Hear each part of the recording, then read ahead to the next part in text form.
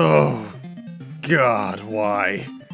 Hello everyone and welcome back to the Game Gear-a-thon with the second to last Sonic game in it, Sonic Labyrinth.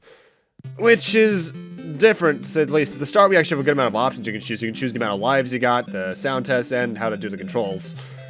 Time attack is fairly self-explanatory, but we're here just for the main game, so let's get on started. And right at the bat, you're gonna notice this game's a bit different. It's not a run-about platformer. It's much closer to the likes of Sonic 3D Blast.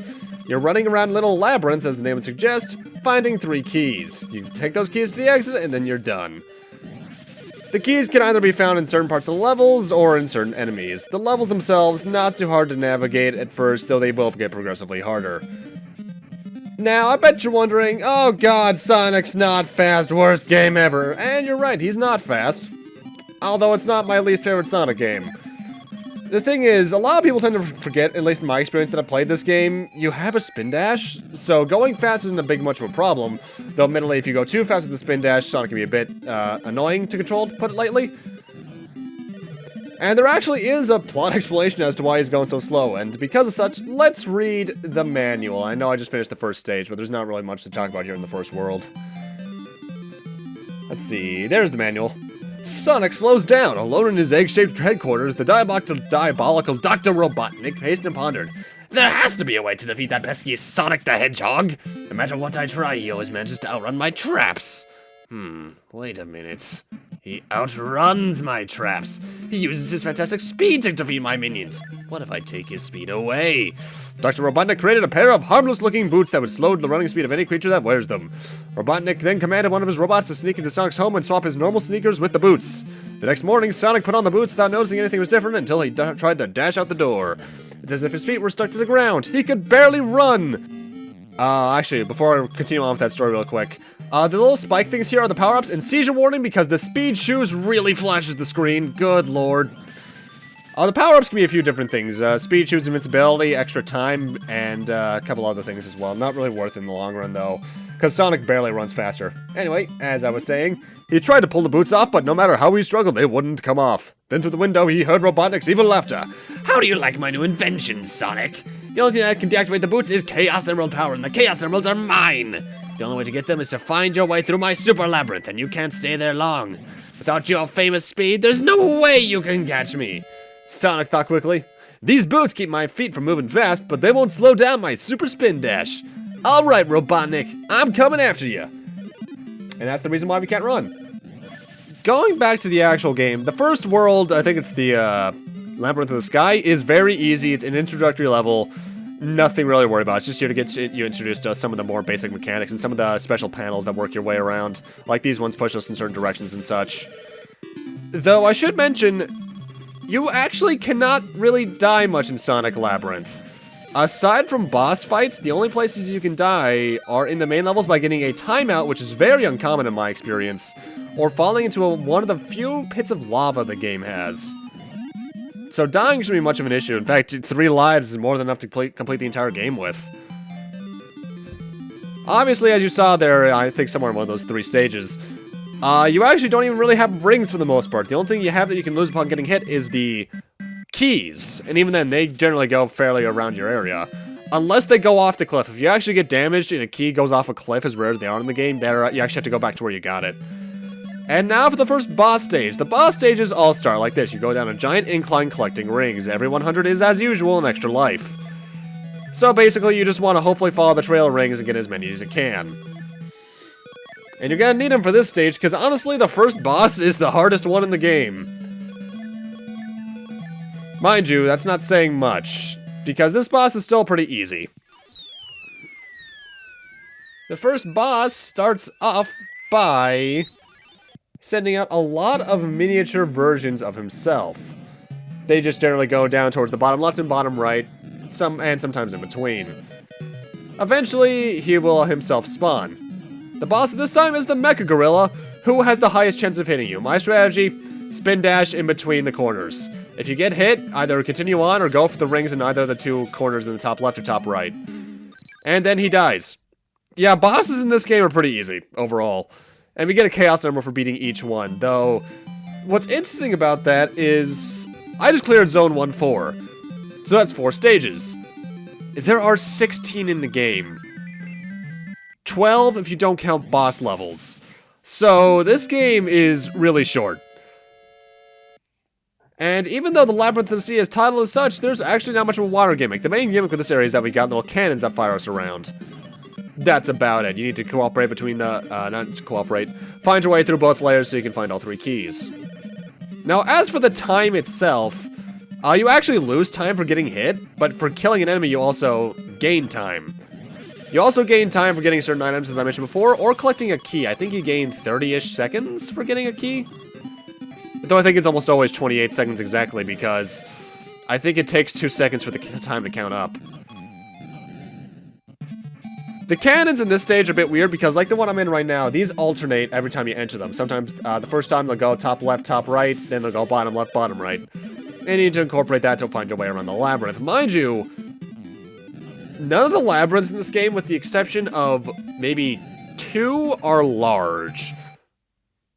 The time limit is so small for a reason, because you're barely doing any exploring, honestly. These maps are very small.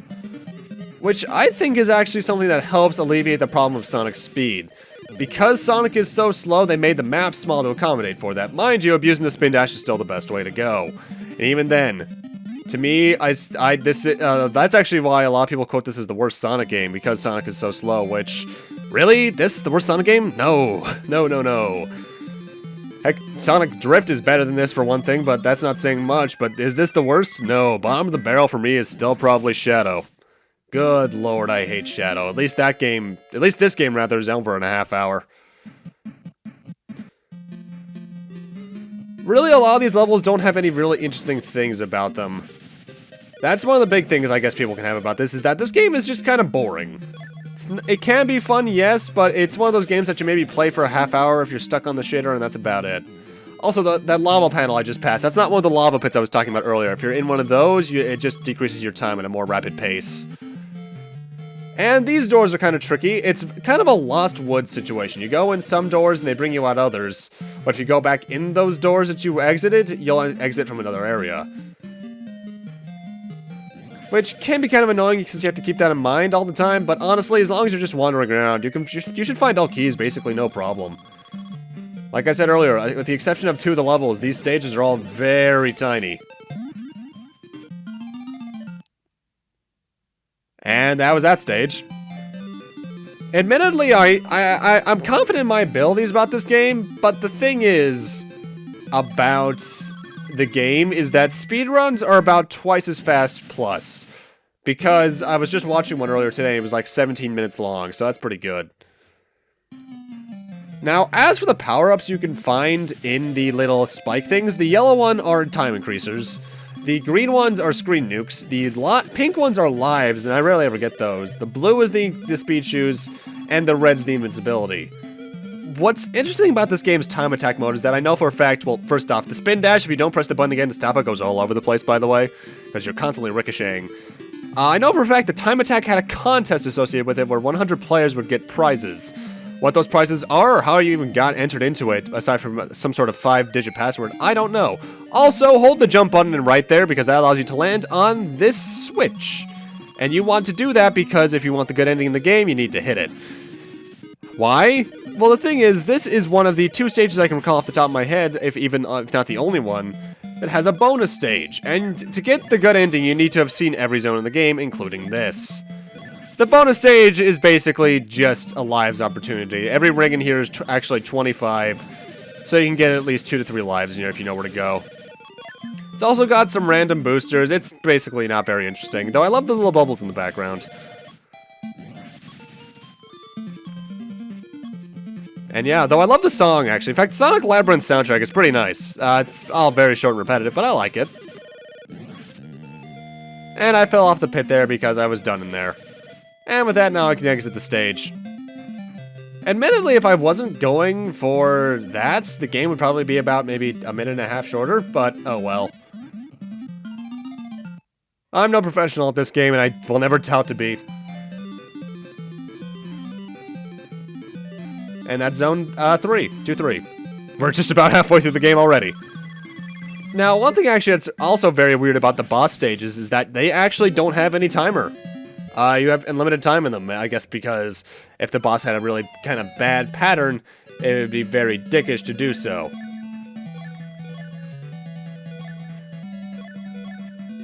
Really, the little slopes heading down to the bosses are just there to get your rings. There are some obstacles that can stop you like that, and there's even something that can damage you like spike balls, I think, in the latter two. But there's no real issue. No, they start having things that can damage you here. I just saw those spikes. So that's pretty annoying. Also, I hate the sound effect of him going down this pipe. The Game Gear had some nice music, but that doesn't mean that some sound channels couldn't be ear-grating if used improperly. And the boss at this stage, I think his name is Connie Pearl? Starts off with him sending out some little crabs at you, which you can just spin dash through, and then he'll just start alternating between these three pathways on the top here. And then he'll send his attack down one of them. My basic strategy is just to stay in an area like that so I can spin dash him on the side. Though I do recommend, if he's about to cross over you, just head down to the path. You can spin dash past the attack more than likely, so no real issue, especially because the boss is dead already. Good lord. Yeah, this game's easy. Like, pathetically easy. Admittedly, this is a game that gets a bit faster once you realize what you have to do and where you have to go. Because if I recall, my first playthrough was probably closer to an hour, whereas nowadays it's a half hour, so half the game time is probably just going to be you dying or wandering around. And this water stuff's annoying. It makes it so that your spin dashes don't really work too well. Well, it's not really factories, it's more of a conveyor belt, which is odd because the conveyor belts don't usually work like this, and we're in the factory, so weird. But you can walk on them no problem. Enemies can sometimes hold keys, as you've probably seen at least once or twice by this point, but more often than not, they're very much in your way, so missing them isn't much of an issue. Okay, these bumper platforms are kind of strange. Sometimes they'll go back and forth, sometimes they won't. And you'll know they won't when they go to their area that they're supposed to go, they freeze and then they explode, causing you to drop into a death pit, more than likely. And yeah, these blue panels are teleporters. They actually work a bit oddly in terms of their hitbox, because you can accidentally walk right back into them like I did there if you're not paying attention. So watch out for that.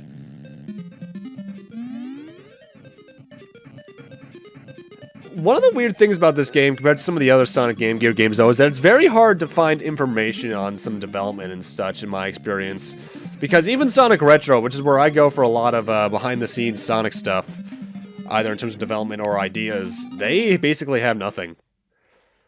Either way, with that, I'm going to need to end this off here. Thank you guys for watching, and in part 2, we're going to go finish off the game, actually, after finishing off 3-2. See you guys then.